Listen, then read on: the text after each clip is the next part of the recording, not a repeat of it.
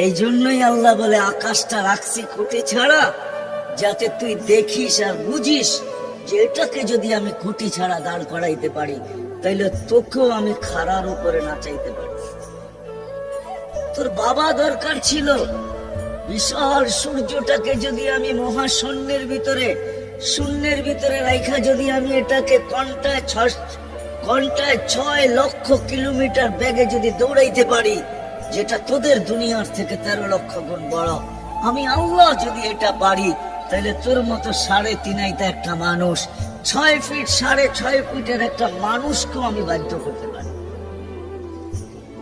আল্লাহ বাধ্য করার হাজারো নিদর্শন আমাদের সামনে দিয়া দিয়েছেন, কিন্তু আল্লাহ বলে তোকে আমি বাধ্য করব না, তোকে বুঝাবো। বিদায় আল্লাহ বুঝাইতেছেন, আল্লাহ বুঝাইতেছেন আমাদেরকে।